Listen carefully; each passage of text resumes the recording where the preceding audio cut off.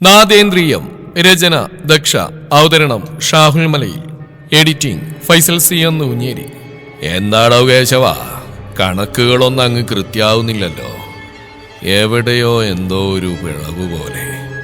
ശിവശങ്കരൻ തമ്മി കണക്ക് പുസ്തകം നോക്കിക്കൊണ്ട് കാര്യസ്ഥൻ കേശവനോട് പറഞ്ഞു. അയാൾ ഉള്ളിൽ തോന്നിയ പരിങ്ങൾ മറിച്ചുകൊണ്ട് ഒന്നും അറിയാത്തവനെ പോലെ നിന്നുകൊടുത്തു. താൻ ചെന്ന് അനന്തനെയാ വിളിക്കുന്നു എന്ന് പറയേ. അയാൾ കേശവൻ നായരോട് പറഞ്ഞുകൊണ്ട് നേരെ നോക്കി കാണുന്നത് ഗേറ്റ് തുറന്ന് അകത്തേക്ക് വരാൻ ഒരുങ്ങുന്നവളെയാണ്. അതാരാടോ കേശവ, ഇവിടെയെങ്കും കാണാത്തൊരു മുഖം? ശിവശങ്കരൻ ഗേറ്റ് തുറന്ന് അകത്തേക്ക് വരുന്നവളിൽ ദൃഷ്ടി മാറ്റാതെ അടുത്തുനിന്ന് കേശവൻ നായരോട് ചോദിച്ചു. കണ്ടിട്ട് ആ കലാക്ഷേത്രം അടുത്തുന്ന പെൺകൊച്ചാണെന്നാ തോന്നാം ബ്രാ.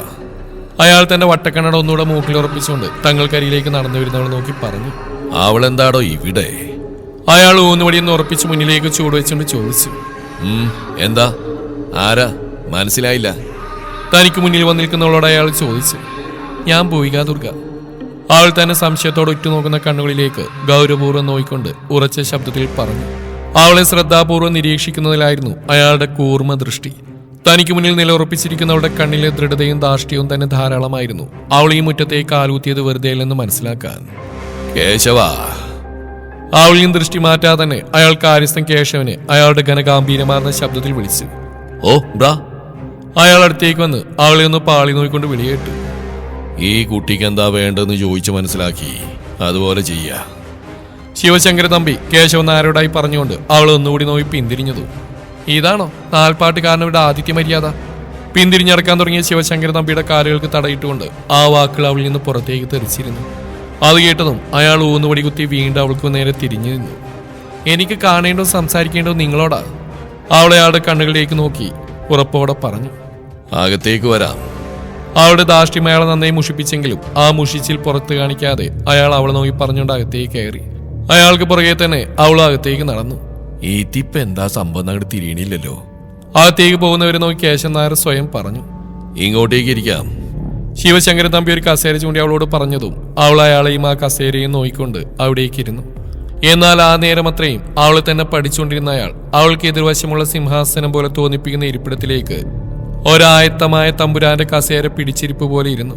തന്റെ വാക്ക് നിയമം എന്ന നിലയുള്ള ധാർഷ്ട്യത്തോടെയായിരുന്നു അയാളുടെ ആ ഇരിപ്പ്. അത് അവളുടെ ചുണ്ടിന്റെ കോണിൽ അയാളുടെ പുച്ഛം വിടർത്തി. ഇനി പറഞ്ഞോളൂ, എന്താ ഈ വരവിന്റെ ഉദ്ദേശം? അയാൾ കയ്യിലെ ഊന്നുവടിയിലൊന്ന് പിടിമുറുക്കിക്കൊണ്ട് അവളോട് ഗൗരവത്തിൽ ചോദിച്ചു. ആ സമയം തന്നെയാണ് ഇന്ദ്രൻ ഗോവണിറങ്ങി അവിടേക്ക് വന്ന് ശിവശങ്കരൻ തമ്പിക്ക് മുമ്പിൽ ഇരിക്കുന്നവളെ കണ്ടതും അവനൊന്നും ഞെട്ടാതിരുന്നില്ല. ഭുവി ഇന്ദ്രനെ നോക്കിയൊന്ന് ചിരിച്ച ശേഷം ശിവശങ്കരൻ തമ്പിക്ക് നേരെ തിരിഞ്ഞു. ഞാൻ ഭുവിക ദുർഗ, ഇലവത്തൂർ കോവിലത്തെ വിശ്വനാഥമേനോന്റെയും സാവിത്രി തമ്പുരാട്ടിയുടെയും രണ്ടാമത്തെ മകൾ. അത് കേട്ടതും അയാളുടെ കണ്ണുകളൊന്ന് തിളങ്ങി.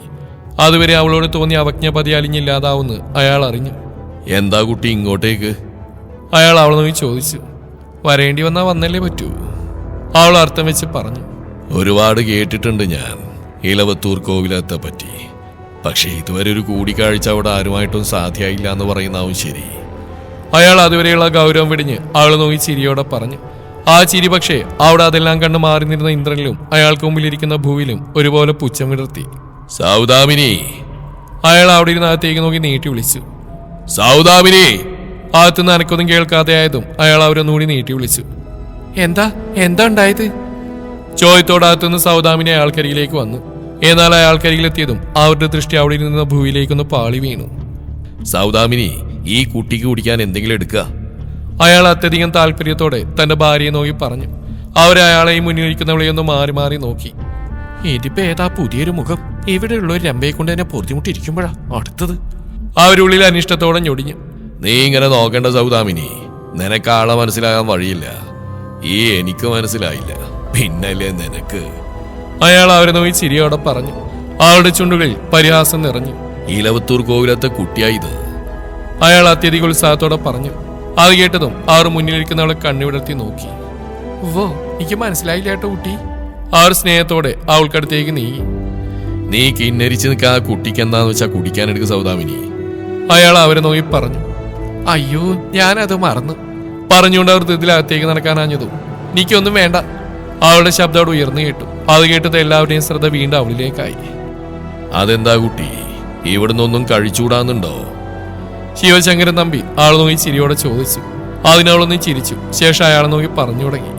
എന്നെ സൽക്കരിക്കാൻ കാണിക്കുന്ന മനസ്സിന് നന്ദി. ഈ മനോഭാവം കുറച്ചു കഴിഞ്ഞും തോന്നുകയാണെങ്കിൽ അപ്പോഴാവാം വിരുന്ന സൽക്കാരം. അവൾ ശിവശങ്കരൻ തുമ്മി നോക്കി ചെറുചിരിയോടെ പറഞ്ഞു. അയാളുടെ വിരിനെറ്റിയിൽ സംശയത്തിന്റെ വരകൾ വീണു തുടങ്ങി. ഞാനിവിടേക്ക് വന്നതിന്റെ മേൽക്കോയ്മ നിങ്ങളെ അറിയിക്കാനല്ല. എനിക്ക് വളരെ വേണ്ടപ്പെട്ടൊന്ന് ഇവിടെ ഈ നാൽപ്പാട് തറവാട്ടിൽ ഇവിടുത്തെ കൊച്ചമ്പുരാന്റെ സംരക്ഷണത്തിലായി പോയി. അതിനുവേണ്ടിയാ എന്റെ ഈ വരവ്. എന്താ കുട്ടിക്ക് വേണ്ടത്? എന്തിനെ കുറിച്ചായി കുട്ടി പറയുന്നത്? എനിക്കങ്ങനെ കുഞ്ഞി, അവളെ എനിക്ക് വേണ്ട. നിശ്ചയദാർഢ്യത്തോടെ അവളെ അയാളുടെ മുഖത്തേക്ക് നോക്കി പറഞ്ഞു. അത് കേട്ട ശിവശങ്കരൻ തമ്മിലും സൗദാമിനിയിലും ഒരുപോലെ ഞെട്ടൽ പ്രകടമായി. എന്നാൽ ഇന്ദ്രന്റെ മനസ്സ് വരാനിരിക്കുന്ന ചൂടേറിയ നിമിഷങ്ങളെക്കുറിച്ച് ഓർത്ത് ഉഴറുകയായിരുന്നു. എന്താ? അവളെ അയാളെ നോക്കി കേട്ട് തുറപ്പിക്കാനെന്നവണ്ണം തിരക്കി. എന്റെ ഏട്ടന്റെ ചോരയാവള്. ഇലവത്തൂർ കോവിലത്തെ വിശ്വനാഥമേനോന്റെയും സാവിത്രി തമ്പുരാട്ടിയുടെയും മകനായ ഹരിനാരായണന്റെയും മകൾ ധ്രുവികാലക്ഷ്മി.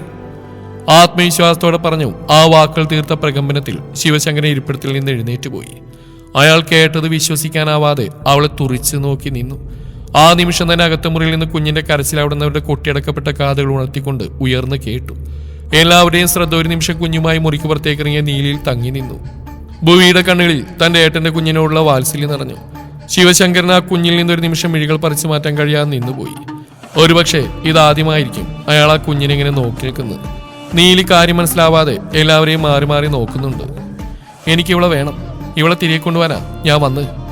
അവൾ ഏതോ ലോകത്തെന്ന പോലെ ആ കുഞ്ഞിനെ തന്നെ നോക്കി നിൽക്കുന്ന ശിവശങ്കരൻ തമ്പിയെ നോക്കി ഉറപ്പോടെ പറഞ്ഞതും അതുവരെ കേട്ട വാർത്തയുടെ ഞെട്ടിലായിരുന്നയാൾ അവൾക്ക് നേരെ തിരിഞ്ഞു. എനിക്കറിയില്ലായിരുന്നു ഇവള് നിങ്ങൾക്കൊപ്പാണെന്നുള്ള കാര്യം. അറിഞ്ഞപ്പോൾ ഒത്തിരി വൈകി. അത് പറയുമ്പോൾ അവളുടെ കണ്ണുകൾ നീലിയുടെ കയ്യിലിരിക്കുന്ന കുഞ്ഞിലായിരുന്നു. എനിക്ക് വേണം എൻ്റെ കുഞ്ഞിനെ. അതിനുവേണ്ടിയാ ഞാനിവിടെ ഈ നാരായണമംഗലത്തേക്ക് വന്നത്. അവൾ ശിവശങ്കരൻ തമ്മിയെ നോക്കി ദൃഢതയോടെ പറഞ്ഞു. അത് നടക്കില്ല. അയാളുടെ ശബ്ദം ആ നാലുകെട്ടിന്റെ അകത്തങ്ങളിൽ മുഴങ്ങി കേട്ടു. എന്തുകൊണ്ട്? എന്തിന്റെ പേരില നിങ്ങൾ ഇവിടെ എനിക്ക് തരാൻ പഠിക്കുന്നത്? അവളുടെ ചോദ്യവും അയാളെ തേടിയെത്തിയതും അയാൾ അവൾക്ക് മുഖം കൊടുക്കാതെ തിരിഞ്ഞിരുന്നു. അതുവരെ ഉണ്ടായിരുന്ന സൗമ്യത ആ നിമിഷം അയാളിൽ നിന്ന് പാടെ അകന്നു പോയിരുന്നു. ആദ്യം ഉണ്ടായിരുന്ന അനിഷ്ടം വീണ്ടും ആ മുഖത്ത് നിറഞ്ഞിട്ടുണ്ട്. അത് നടക്കില്ല. ഈ കാര്യം ആവശ്യപ്പെട്ട് ഇനി ഇവിടേക്കൊരു വരവ് വേണ്ട. അയാൾ അവൾക്ക് മുഖം കൊടുക്കാതെ കുഞ്ഞിനെ വിട്ടില്ലെന്ന വാശിയോടെ പറഞ്ഞു. അവളുടെ നെറ്റിയിൽ ചുളിവുകൾ വീണു. അത് എന്തുകൊണ്ടാണെന്ന് എന്റെ ചോദ്യം. ഞാൻ ചോദിച്ചു വന്ന് എന്റെ ഏട്ടന്റെ രക്തത്തിൽ ജനിച്ച കുഞ്ഞിനെയാ. നാൽപ്പാട് തറവാട്ടിൽ ഒന്നും എനിക്ക് വേണ്ട. എനിക്ക് വേണ്ട അവളെ മാത്രമാ. ഈ ഭൂമിയിൽ എനിക്കായിട്ട് ഈശ്വരൻ മാറ്റിവെച്ചുള്ള മാത്രം. ഇനിയുള്ള കാലത്രയും അവൾ എൻ്റെ കൂടെ എൻ്റെ തണൽ പറ്റി ജീവിക്കും. അത് വേണ്ടെന്ന് പറയാൻ ഒരു ശിവശങ്കരൻ തമ്പി ആളല്ല. അവളുടെ ശബ്ദം അയാളുടെ നേർക്ക് ഉയർന്നു. അയാളിൽ അവശേഷിച്ചിരുന്ന സഭ്യതയും പമ്പ് കടന്നു. എന്താ കുട്ടി, വാശിയാണോ? അയാൾ അവളെ നോക്കി ചുണ്ടുകൂട്ടിക്കൊണ്ട് ചോദിച്ചു. നടക്കുന്ന ഉറപ്പുള്ള ചില വാശികളുണ്ട് എനിക്ക്. അതിനുവേണ്ടി മാത്രമേ ഞാൻ വാശി പിടിക്കാറുള്ളൂ. ഇതും അതുപോലൊന്നും തന്നെയാണ്. ഒട്ടും പതരാതെയുള്ള അവളുടെ മറുപടി അയാളെ നന്നായി തന്നെ ചൊടിപ്പിച്ചു. ഈ വാശി നിനക്ക് ഒട്ടും നല്ലതിനല്ല കുട്ടി. നിനക്ക് വിലക്കപ്പെട്ടതിന് വേണ്ടിയുള്ള നിന്റെ ഈ വാശി അത് നിന്റെ നാശത്തിലേക്ക് കലാശിക്കൂ. അയാൾ അവൾക്ക് മുന്നറിയിപ്പ് നൽകി. അവൾ അതിനൊന്ന് പുഞ്ചിരിച്ചു. വിലക്കപ്പെട്ടതോ? എൻ്റെ ഏട്ടൻ്റെ കുഞ്ഞെങ്ങനെ എനിക്ക് വിലക്കപ്പെട്ടവളാവും വല്യമ്പുരാനെ? അവൾ ഒരിക്കൽ നഷ്ടപ്പെട്ടു എന്നുള്ള ഒഴിച്ച അവളുടെ സിരകളിൽ ഇന്ന് ഓടുന്ന എൻ്റെ ഏട്ടൻ്റെ ചോരയാ. അവളെങ്ങനെ എനിക്ക് വിലക്കപ്പെട്ടവളാവും? അവളെ അയാളുടെ കൂർമ്മ ദൃഷ്ടികൾ നേരിട്ടുകൊണ്ട് അയാളോട് മറുചോദ്യം ആരാഞ്ഞു. അവളെ നഷ്ടപ്പെടുത്തി എന്നത് നിന്റെ തെറ്റ്. എന്ന് അവളെ ഇന്ദ്രൻ ഇവിടേക്ക് കൂട്ടിയോ അന്ന് തൊട്ട് അവൾ ഇവിടുത്തെയാ. ഇപ്പൊ അവൾ ഈ നാൽപ്പാട്ട് തറവാടിന്റെ ഭാഗമായി കഴിഞ്ഞു. ഇവിടെ ഈ നാലുകെട്ടിനുള്ളിൽ നിന്ന് അവൾക്കിനി ഒരു മടക്കമുണ്ടാവില്ല. ഞാൻ ജീവിച്ചിരിക്കുന്ന കാലത്തോളം അതിനാരെയും ഞാൻ അനുവദിക്കുകയില്ല. അയാളുടെ ശബ്ദത്തിന് കാരിരുമ്പിനേക്കാൾ കാഠിന്യമുണ്ടായിരുന്നു. അവള് നിങ്ങൾക്ക് ഇവിടെ പിടിച്ചൊക്കെ യാതൊരു അധികാരവുമില്ല, അവകാശമില്ല. എന്താ അവകാശത്തിന്റെ അധികാരത്തിന്റെ പേരില്ല നിങ്ങളുടെ ഈ വാശി? നീ ഇത് ആരോടെ ഈ അവകാശത്തിനെ പറ്റി അധികാരത്തെ പറ്റിയെല്ലാം പറയുന്നത്? അവൾ ഈ വീട്ടിലെ കുട്ടിയാ, ഞങ്ങളുടെ ഗായത്രിയുടെ മകള്. അതുവരെ ഒരു കാഴ്ചക്കാരിയെ പോലെ എല്ലാം നിരീക്ഷിച്ച് മിണ്ടാകുന്ന സൗദാമിനി അവൾ നോക്കി അനിഷ്ടത്തോടെ പറഞ്ഞു. അവൾ അതിനൊന്ന് ചുണ്ടുകൂട്ടി ചിരിച്ചു. നീല അവിടെ പെട്ടെന്നുള്ള ഭാമാരത്തിന്റെ കാര്യം മനസ്സിലാവാതെ അവരെ കണ്ണുമിഴിച്ച് നോക്കി നിന്നു. ഇന്നലെ വരെ ഗായത്രിയുടെ കുഞ്ഞെന്ന ഒറ്റ കാരണത്താൽ ഇതിനെ എവിടെയെങ്കിലും കൊണ്ട് കളഞ്ഞാൽ മതിയെന്ന നാവായിരുന്നു അവരുടേത്. അതേ നാവ് കൊണ്ടാണ് അവർ ഇപ്പോൾ ഈ കുഞ്ഞിന് വേണ്ടി വാദിക്കുന്നത്. ഇന്നലെ ഒരു അച്ഛമ്മ ഇങ്ങനെയല്ലല്ലോ പറഞ്ഞിരുന്നത്. ഇന്നിപ്പോ പെട്ടെന്നതൊരു മരമാറ്റം. അതുവരെ മിണ്ടാന്ന ഇന്ദ്രൻ അവർക്കരികിലേക്ക് വന്നുകൊണ്ട് ചോദിച്ചു. അവരൊന്ന് പരിങ്ങെങ്കിലും ആ പരിങ്ങിൽ അവർ പുറത്തു കാണിച്ചില്ല. പിന്നെ ഈ പെണ്ണ് പറയുന്ന പോലെ കുഞ്ഞിനെ അവൾക്ക് വിട്ടുകൊടുക്കണമെന്നാണോ ഇന്ദ്ര നീ പറയുന്നത്? അവരവനെ നോക്കി ചോദിച്ചു. അങ്ങനെ വിട്ടുകൊടുക്കുന്നതിൽ എന്താ തെറ്റ്? അവൾ ഈ മുറ്റത്തേക്ക് കാലെടുത്ത് വെച്ചത് അവൾക്ക് അവകാശപ്പെട്ടതിനെ സ്വന്താക്കാൻ വേണ്ടിയാ. അങ്ങനെ ഇരിക്കെ അവൾ അതിൽ നിന്ന് തടയാൻ നിങ്ങൾക്ക് എന്താ അവകാശമുള്ളത്? ഇന്ദ്രൻ പരുഷമായി തന്നെ അവരെ നോക്കി ചോദിച്ചു. ഇന്ദ്ര! ശിവശങ്കര അവനെ ശാസ്ത്രിയോട് വിളിച്ചു. വേണ്ട, എന്നെ തടയണ്ട. കുഞ്ഞിനെ ഇവിടെ കൊണ്ടുവന്ന ഞാനാ.